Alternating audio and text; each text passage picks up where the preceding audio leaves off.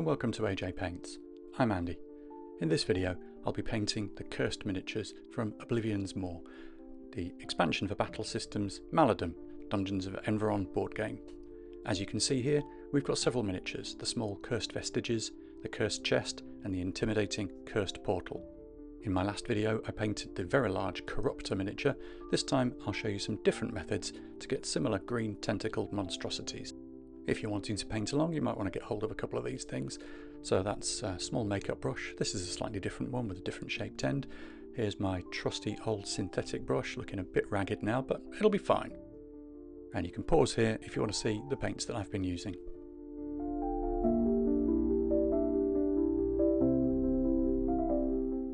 Let's kick off with the cursed vestige, and I'm hand brushing on some black surface primer from Vallejo to give us our base coat. On top of that, we're going for wine red from AK Interactive. It's a lovely pinkish red. I'm going to do all the mouth parts for that, and I'm going to undercoat two of these fully in wine red, just as an experiment. Once I've done that with the wine red, I'm going to move on to hull red, which is a browner red colour. I'm going to base coat two of these in hull red just to try it out, see which colour looks the best. And just to pick out the mouths, I'm using dark hot pink from Pro Acryl. I'm testing out two options here: lime green and olive green from AK, and Death Guard green and Nurgling green from Games Workshop. We'll see which one looks good. Death Guard green is a desaturated one. I really loved this colour a few years ago. I used to use it all the time. It's quite nice now. It looks a bit grey to me, but I thought it might work and give me a similar effect to the Plague Bearer flesh that I used on the Corruptor in the last video. Moving on to the olive green now, you can see dry brushing this over leaves the red parts in the cracks underneath, which sort of fits with the original artwork. I do like the more saturated olive colour here, but we'll try the Nurgling green and the lime green on top to see which one looks good. So Nurgling green is a pale, desaturated green which goes well with the Death Guard green. Here it is over the top of the olive, it looks pretty good. And now moving on to the lime green, which fits a little bit better with the olive green, although again it looks fine over the Death Guard. Overall I'm happier with the olive green and the lime green, and that's the recipe that we're going to use moving forward into the rest of the miniatures. So the recipe for the teeth starts with heavy brown, painting it pretty quickly just over the top, not bothering with the underneath of the teeth here, and then moving into a mixture of heavy brown and pale sand. Just using the edge of the brush to pick out this, working towards the end of the teeth, and then finally moving into pure pale sand just for the very ends, and a dot of pale sand mixed with a little bit of white just to make them look really pointy. There we go. The original artwork shows the legs and the spines on the back of these creatures as being black, so I've used black Templar contrast paint here, and then on one of them I've painted all the spikes. I got a bit bored with doing this, to be honest, and I thought the other ones looked fine as they were, so I've only just done it on this one and left the rest of them just with that green colour. With a bit of base on them, they look pretty good, and you could definitely leave them there, but just to add a little bit of extra, I've gone in with a fine brush, a slightly newer brush here for a change, and with a mixture of the lime green and pale sand, just to very quickly edge highlight, paint some little bright details on the fronts and some of the top spines on the back of these. It makes them stand out even more, always aiming for that extra contrast. Anyway, time to move on to the next miniature.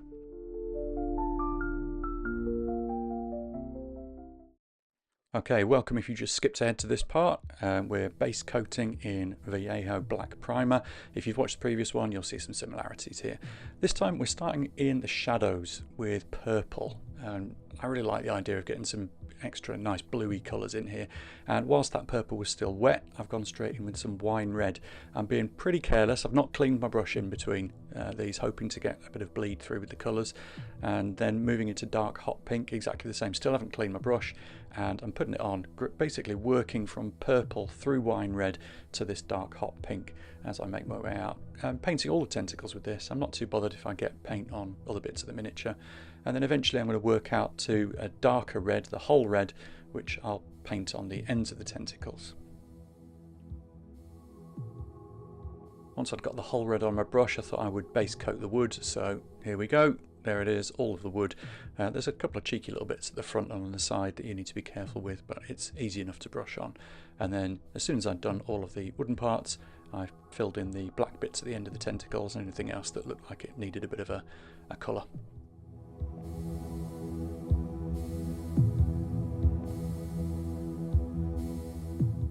So onto the tentacle recipe. This is olive green on a dry brush.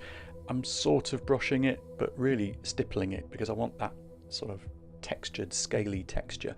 I'm doing it quite sparingly at the moment because I want to build up the colour slowly, and I want to leave plenty of that pink and purple and red as part of the tentacle colours. I want to leave that into the cracks. So you can see here as the paint's wearing off, I'm being a little bit more aggressive, and then once I've loaded up again, just building it up. So being quite conservative with it and aiming to have the green colour on the upper surfaces mostly, but just so that you can read the tentacles as green but still see the red sort of disgusting colours underneath. Lime green again sparingly, just tapping it on the upper surfaces, looking to make the volumes, the tentacles, look a little bit more three-dimensional here. So the basic tentacles are done then, moving on to the wood. Dry brushing all of this with, you'll have guessed it, pale sand. Always use pale sand. And brushed over all of the wood just to pick up that nice texture. And then once I've done that, I'm moving in with contrast paint Wildwood. That's a 50-50 mix of wildwood and water. Goes on really nicely.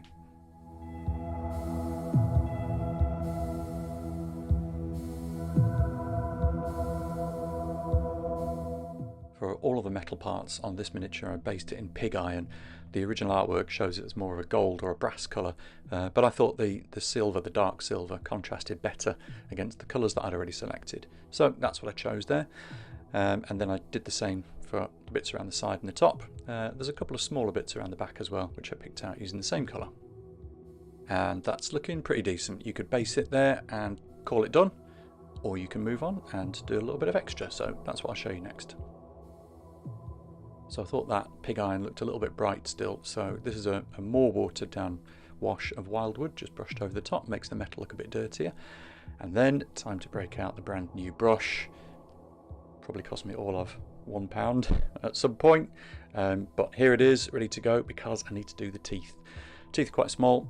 I used the same recipe as the previous miniature, so this is heavy brown, basing all the teeth, and then I'm moving up through shades of heavy brown mixed with pale sand, just to pick out the highlights and try and separate them out and make them look pointy. You can be really quick with this. I'm just zooming in here so you can see the process of painting these on these larger ones. It looks a little bit like Mount Fuji. You paint some mountainous snow on the top, leave the darker bit on the bottom, and that gives you the sense of a gradient. To be honest, this is a little bit harsh. That's straight into pale sand there, but still looks alright. Again, on the artwork, all of these were black, sort of black like thorns sticking out of the tentacles, but I just think they look nicer as a lighter colour, so I've picked them all out again using the same recipe of heavy brown and pale sand. And then standard basing, this is P3 iron hull grey, as always, just brushed on all the way around. So at that point it was definitely done, but I like to mess about, so I mixed up a paler pink colour, that's dark hot pink and pale sand, and I used that to pick out some of the details that I felt I'd lost a little bit on these beautiful tentacles in the mouth. And then I thought it had gone a bit too blue, so I've got some wine red here, and I'm sort of working on the transition between the purple and the pink, just make it look a little bit more bloody, and the same on the gums at the top here, until I was happy with it and it looked a little bit richer.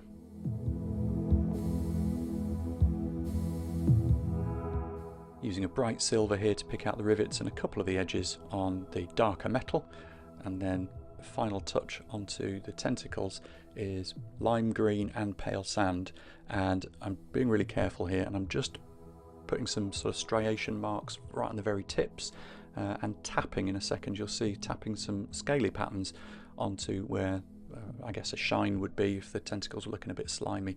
It pushes the contrast, it makes the miniature read a little better when it's sitting on the table. And there it is, all done. I'm pretty happy with this one. Relatively quick, probably took about an hour. Time to move on to the next one.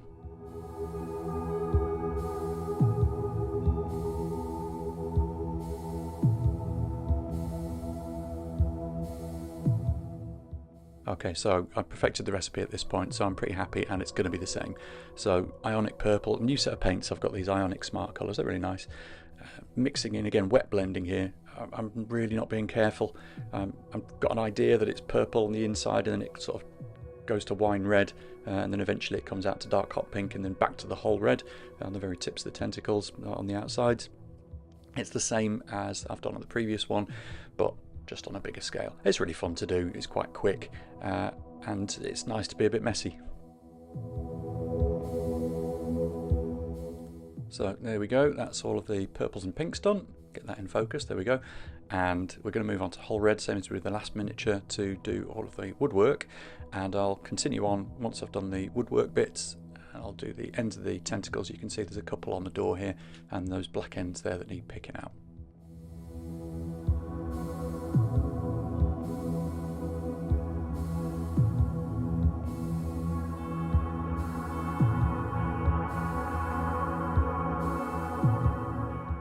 So same as before, but it's a little bit easier to see. Got some olive green on my dry brush. I'm being pretty sparing with it, and very quickly it starts to look absolutely fantastic. I love the way that the green just sits on top of the reds and the pinks especially, and you get a really nice sense that it is something that's alive, not just a dead green tentacle. I didn't get the green all the way back into the door. I wanted it to be pinker and purple, a bit like the cursed chest on the last one. Also, it's really hard to get your brush in there. There's a lot going on. Later on I have to paint some teeth, which is quite awkward inside the door bit here, but tentacles are looking good. I'm being reasonably, well, sort of careful here. You can see there's a bit of green going on the door and on the stones around the outside. It doesn't matter, it's going to get covered up by contrast paint anyway. Same highlighting process as before. Lime green, this straight out of the pot, just focusing on the bits which are already quite densely painted with the olive green, and really the higher bits, trying to make some kind of graduation in those tentacles. Same recipe as the wood from before, so pale sand, dry brushed over to pick up all of the excellent detail that you got on here. Really good, that grain pattern, so picking all of that up, ready for the wild wood, which is going to go on top. Got a bit carried away here, started brushing pale sand on everything, but it looks alright because it's pale sand and you can do anything with that stuff. So moving back into wild wood, again wild wood, 50-50 mix of that and water. Just be careful when you're doing it on big areas like this. You can see I'm brushing it around and moving it so it doesn't pool. I go back in a couple of times and push the paint towards the top and the bottom just to make it look a bit nicer. Pig iron, pick out all the metal details, again same as the chest.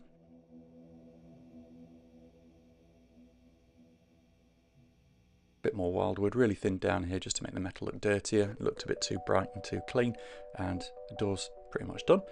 So for the stones, the back that you'd see if you place this against an open door, I thought I'd have a bit of a mess around with colours again. So I've got whole red at the bottom to make it look a bit like maybe earth or something, then dark sea blue like the cold light of the inside of a dungeon. Then while that was drying, because I'd wet blended that, I went back in to do the teeth. So same recipe as on the chest and the vestiges. It's the heavy brown to start with, and then gradually mixing pale sand into the mixture and just painting towards the end of the teeth so that I get that nice rough looking effect. And then if you get lighter towards the end, it makes them look sharper, and especially just a single little dot looks fantastic. This could be any grey. I've got a medium grey, cold grey, and started brushing it on quite lightly. Just went heavier and heavier until I was happy with it. It looks a little bit pale here, but it looks good in the flesh. I think it's the light that I've got on there makes it look a little bit dodgy. I like the transition down to the muddy look at the bottom. Same here, the thorns sticking out the side, I thought they would look better lighter than darker. These have already been painted over in heavy brown, and then I'm just going over with pale sands just to pick out the edges. You can see how quickly I'm doing it, just running the brush straight across the edges, and that's basically it. Same as the others, you could stop here, but I'm going to go on and do a little bit more picking out of lighter colours. So here's my lime green, again tapping just to make some highlights on the top edges there. Get the contrast up, make it look good.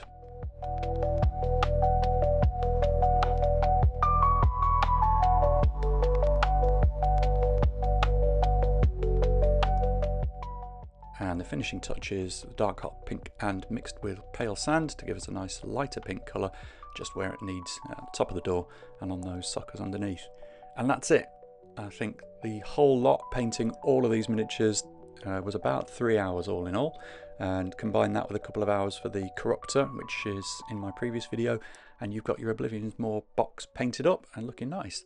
I'm a big fan of these miniatures. I think they look great, and I really like the paint effect that we've got here with the red going into the greens and making it all look a little bit lively, a little bit more colourful, brighter and exciting to look at. Even these little ones, they're quite boring to be honest, but they're quick to paint, so it's good to get them onto the table. Anyway, if you've made it this far, as always, I thank you very much for watching. I'd really appreciate a like and a subscribe, and I'll see you in the next one.